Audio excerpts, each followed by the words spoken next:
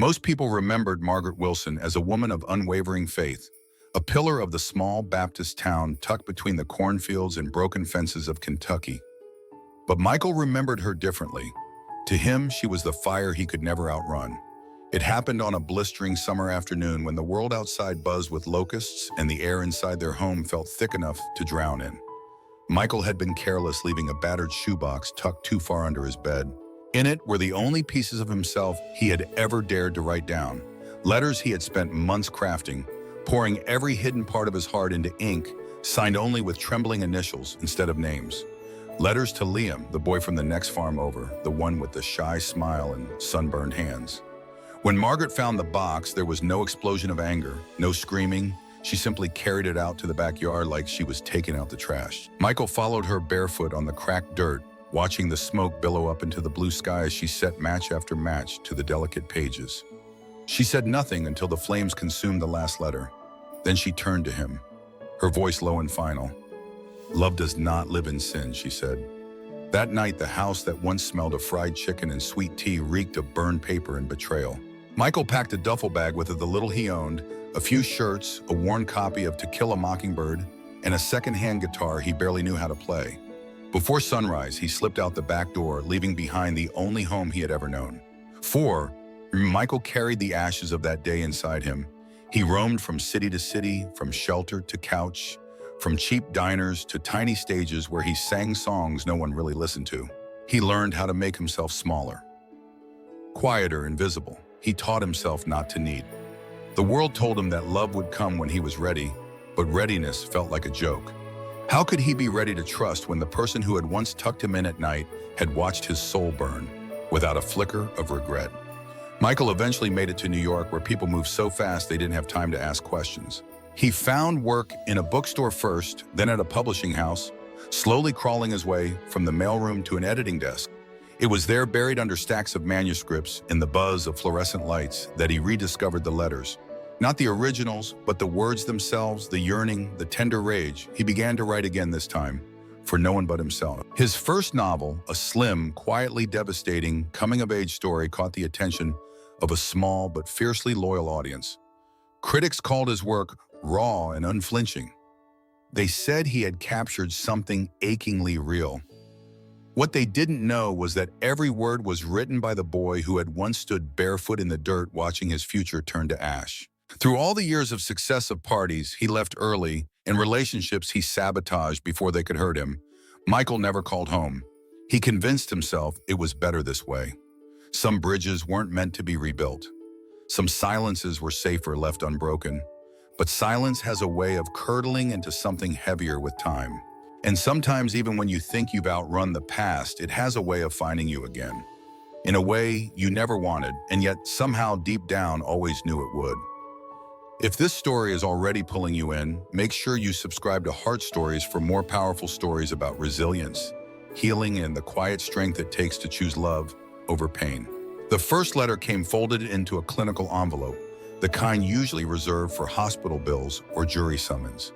Michael almost threw it away without opening it, but something, a crease in the paper, a smudge of handwriting barely visible through the thin lining, made him pause.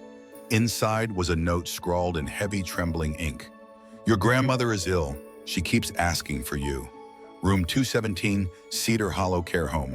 Please consider coming. Nurse Clara." He stared at the letter for a long time, feeling nothing at first. Not anger, not grief, just a blank, heavy stillness, like standing in front of a locked door he had thrown away the key to years ago. Cedar Hollow was a name he recognized, not from any fond memory, but from old conversations, murmured prayers, threats of being sent there. If he ever strayed too far from the righteous path, that she had ended up there herself was a cruel irony too obvious to savor. For 3 days, Michael left the letter on his kitchen counter, shifting it from pile to pile, pretending it wasn't there. Life went on: meetings, deadlines, late-night writing sessions fueled by bad coffee and restless ghosts. But every time he turned around, there it was, thin and weightless, yet heavy enough to pull him backward. He told himself he didn't owe her anything. She had made her choice the day she turned him to ash. Whatever regrets she had now were hers alone to carry. Still, something itched beneath his skin. It wasn't forgiveness. It wasn't love. It was the absence of closure, the raw and rattling kind that books and awards and crowded book signings couldn't patch. On the fourth night, Michael found himself on a rooftop cigarette burning low between his fingers, though he hadn't smoked in years. The city pulsed around him, alive and indifferent. Somewhere deep below, sirens howled. He thought of all the things he would never get to say to her and all the things he didn't want to hear. Finally, he crushed the cigarette beneath his boot and made a decision not out of kindness or duty, but because he knew if he didn't go now, he would carry the unfinished story forever, a splinter buried too deep to dig out. The drive back to Kentucky was a study in ghosts. Every mile peeled away layers he had worked so hard to build. Fields rolled past in endless broken waves, abandoned barns sagged under the weight of years, and rusted billboards still promised salvation at roadside churches that probably hadn't changed since he was a boy. When he finally pulled into Cedar Hollow's cracked parking lot, dusk had settled like bruises across the sky. The building was smaller than he had imagined, a squat rectangle of faded brick and peeling white trim. Inside the hall smelled of bleach and sadness. Faded photographs of smiling volunteers lined the walls, their grins frozen in a kind of desperate cheer. A tired receptionist gave him a visitor badge without asking questions. It seemed nobody here expected miracles anymore. Room 217 was at the end of a long, silent corridor. Michael stood outside the door, one hand on the knob, breathing in the thick, heavy quiet. For a moment, he thought about turning back, about slipping away and pretending he had never come. But he knew better. Some ghosts didn't stop haunting just because you closed your eyes. When he finally pushed the door open, the room smelled of old paper and stale air. A figure lay curled on the narrow bed, small and almost unrecognizable. Margaret Wilson, the woman who had once seemed so towering, so immovable, was now a crumpled thing, tangled in thin sheets, her hair gone to wisps, her face lined and translucent as wax paper. She did not look at him. Her eyes fluttered beneath her lids, her breathing shallow and uneven. On the bedside table next to a cracked lamp and a half-empty glass of water sat a battered leather-bound Bible and a thin stack of yellowed notepads. Nurse Clara, a woman with kind eyes and hands that moved carefully as if every gesture mattered, appeared in the doorway behind him. She didn't say much, just a nod, a small gesture to the chair beside the bed. Michael sat feeling out of place like an actor who had wandered into the wrong scene. He watched Margaret sleep, the rise and fall of her chest, the fragile way her fingers twitched now and then. He told himself he would stay for 5 minutes. Long enough to satisfy whatever guilt had dragged him here, long enough to prove to himself that the past no longer had its claws in him. But as he sat there, the minutes stretched and thickened, heavy with words unsaid and wounds left to fester. There was a notebook on the table, its cover battered and soft at the edges. On top of it, a pen lay waiting uncapped, as if someone had been interrupted. Mid-thought, Michael didn't reach for it. Not yet. He simply sat, the old, stubborn part of him refusing to move first. Night fell fully outside the small window. In the dim room surrounded by the humming of machines and the weight of so many unfinished stories, Michael realized something he hadn't let himself feel in a long time. It wasn't hate, it wasn't pity, it was something closer to mourning for the man he had been, for the woman she might have been, and for the time they had both lost, burnt up in a fire. Neither of them knew how to stop. And even as he told himself he was just passing through, Michael knew this story wasn't finished, not yet. Morning seeped into the room in pale anemic light, and Michael hadn't moved from the chair. At some point, Nurse Clara had draped a thin blanket over his shoulders without waking him. The notebook still lay untouched on the bedside table, stubbornly patient. Margaret stirred, a thin whimper escaping her cracked lips. When her eyelids fluttered open, they were no longer sharp with judgment, but clouded with the weight of years. She turned her head with difficulty, her gaze locking onto him. Not with recognition at first, but with something deeper. A seeking, as if her soul knew what her mind couldn't fully grasp. Her mouth moved soundlessly before she managed to rasp Michael. It was the first time he had heard his name spoken by her in more than 2 decades. It didn't fall from her lips like an accusation or a prayer. It simply was, a brittle, threadbare acknowledgement hanging in the stale air between them. Margaret's skeletal hand trembled toward the notepad. It took her 2 tries before her fingertips brushed it. With what little strength she could summon, she pushed it across the table toward him. Her eyes pleaded more than her voice could. Michael hesitated. 1,000 memories battled for dominance in his chest, the nights he cried himself to sleep, clutching the empty space where acceptance should have been, The endless letters never answered, the birthdays missed, the cold silences that said more than any sermon ever could. He didn't know her this, but maybe, just maybe, he owed it to himself to put an ending on a story that had twisted and gnarled inside him like an old infected wound. Slowly he picked up the pen. The first words did not come easily. His hand hovered above the paper, frozen by the weight of everything unsaid. But then Margaret's fingers brushed his wrist, light as moth wings, grounding him to the moment. It was not forgiveness. It was not reconciliation. It was simply need, the raw, undeniable need of a life unfinished. Michael began to write. At first it was mechanical, legal formalities, names, dates, the dry necessities of a last will and testament. Margaret whispered instructions between shallow breaths. He recorded them all. His handwriting neat and restrained, every letter, a quiet battle between duty and old hurt. But as the pages filled, something shifted. Margaret didn't just want to divide what little property she still owned. She wanted to be heard. She spoke of old regrets, not in florid apologies, but in the simple language of a woman who had run out of time to pretend she was blameless. "I thought fear would save you," she whispered once, so faint Michael nearly missed it. "I was wrong," he kept writing, not looking at her, not letting the tremble in his hands slow him. The pen moved faster now, carving out the story she had never had the courage to tell. She spoke of her own secret, buried so deep it had rotted inside her. A girl named Eleanor, once her closest friend, whose letters had also been burned by Margaret's own mother when the truth of their bond had threatened the family's image. Margaret had believed she could erase the shame by passing judgment onto Michael, as if snuffing out his light would redeem her own lost one. The words staggered out of her, fractured and incomplete, but Michael pieced them together like a broken song he almost recognized. He realized then that the fire which had consumed his letters hadn't begun with him. It had been burning long before he was born, passed down like an heirloom made of ash and silence. In that small, sunless room, Michael finished writing the last wishes of a woman who had once tried to erase him, not with vengeance, not with forgiveness, but with a kind of hollow mercy he didn't yet know how to name.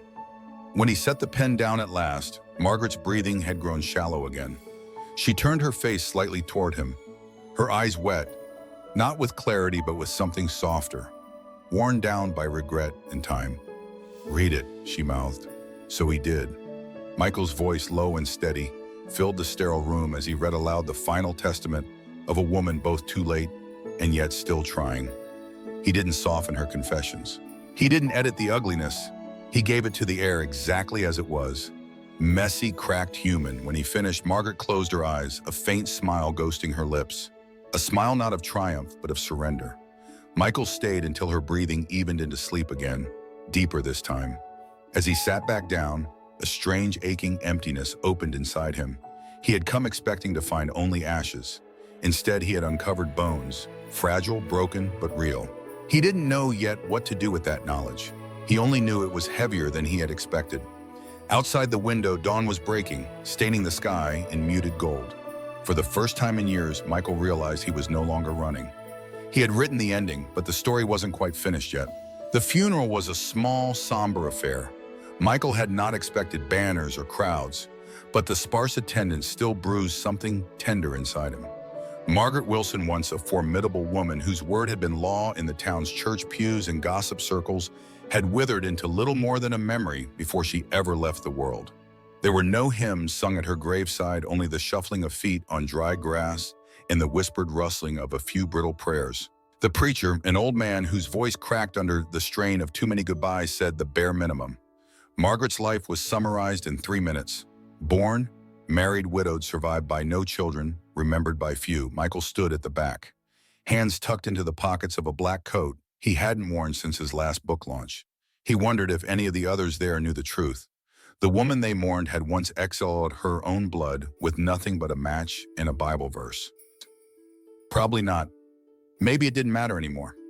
After the service, Nurse Clara found him by the rusted fence line that separated the cemetery from the endless gray fields beyond. She handed him a manila envelope, her face somber but not unkind. "She left these for you," Clara said simply. No sermons, no apologies. Just the weight of something unfinished, changing hands again. Inside the envelope was a single sheet of legal paper, the final notarized will they had crafted together, and a handwritten note on lined yellow paper. the ink shaking but deliberate. Turn the house into something living. Please, not ashes, not silence. Michael felt the words settle over him, heavy as wet cloth. He had not been back to that house since the night he left, carrying nothing but his broken heart and a borrowed guitar. He had thought it would be dust by now, collapsed into itself like a dying star. But when he pulled into the long, rutted driveway the next afternoon, the house still stood, tired, paint peeling the porch, sagging like an old man's shoulders, but still stubbornly there. The keys Margaret had left him clinked heavily in his hand. Unlocking the door felt like cracking open a tomb. Inside, the air smelled faintly of mildew and something older years of memories pressed into the wallpaper. The worn carpets, the scratched kitchen counters. The living room was almost exactly as he remembered it, down to the crooked family photo above the fireplace. But the boy in that photo was a stranger now, a ghost dressed in hand-me-downs, smiling a smile too big for what he had already learned to survive. Michael wandered from room to room, each step a collision with some half-forgotten moment, the dent in the hallway wall where he'd once thrown a book in anger, the burn mark on the kitchen counter where he'd tried to cook dinner. At 13, the scuff marks on the doorframe where he and his cousins had raced to see who was taller. Upstairs, in what had once been the guest room, he found a battered trunk shoved into the back of the closet. Inside were relics of a life lived in shadows. Old church bulletins, recipe cards yellowed with grease and tucked carefully at the bottom, a bundle of photographs tied with a ribbon so faded it looked almost gray. Most were the usual fare: Sunday school picnics, Christmas mornings, endless. Smiling portraits where Michael was always standing, a little too stiff, a little too apart.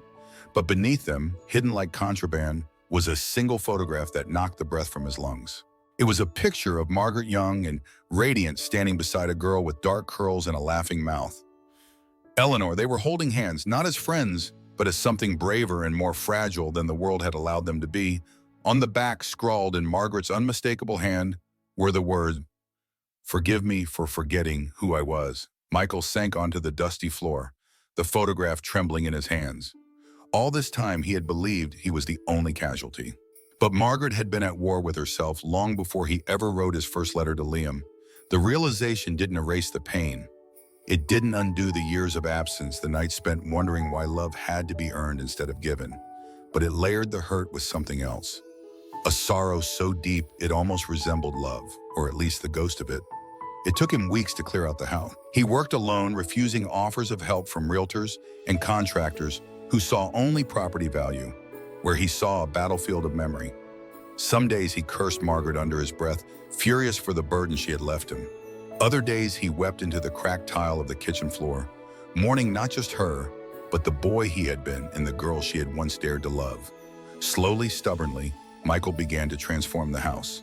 He stripped the walls to the beams, letting the sunlight bleed into rooms that had been shuttered too long. He tore up the carpets, sanded the floors, painted over the stains left by years of silence. Where once there had been hiding and judgment, he planned to build shelves. Books would line the walls from floor to ceiling, every spine a testament to voices that would never be silenced again. He named it The Open House, a place where stories burned in secret could finally be spoken aloud, where every letter written in fear could find a home in the light. And though Margaret would never walk its halls or read its pages, her final act of courage, flawed, broken, but real, lived on. In every nail he hammered, every book he shelved, every word he refused to let die. He had inherited her ashes, but he had chosen to build something different from the ruin, something that could finally breathe. The grand opening of the open house was a modest event. No television crews, no newspaper headlines, just a scattering of curious neighbors, a few old classmates who had stumbled across the flyers in town, and some drifters from nearby cities who had heard whispers of a place where stories once burned would finally be welcomed in the light. Michael watched them drift through the rooms he had rebuilt, running their fingers along the polished shelves, tilting their heads to read the titles he had spent months curating.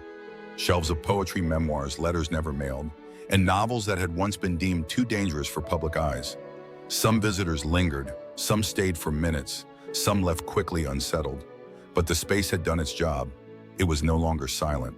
On a table near the entrance, beneath a hand-painted sign that read, "Letters that were never read," Michael placed a simple glass box inside it. He set one final piece, a letter he had written not to anyone living, but to the boy he had been. The paper was old creased from where he had folded and unfolded it countless times, but the words were steady, deliberate. Dear Michael, you were never broken. You were never wrong for loving the way you did. I'm sorry it took a lifetime to hear the words you needed. I'm sorry the first voice to tell you that you were whole had to be your own, but you found your way home anyway. You built it with your own hands. And now it's yours. He sealed the letter without signing it because it didn't need a name. The boy who had watched his dreams go up in flames deserved to be seen, even if it was by the man he had become. The library grew over the years, not in size, but in spirit. Letters arrived from strangers who had heard about the place, people who had nowhere else to send their confessions, their apologies, their declarations of love and grief. Michael read each one, treating them like precious artifacts. He shelved them alongside the books, giving them the permanence they had been denied elsewhere.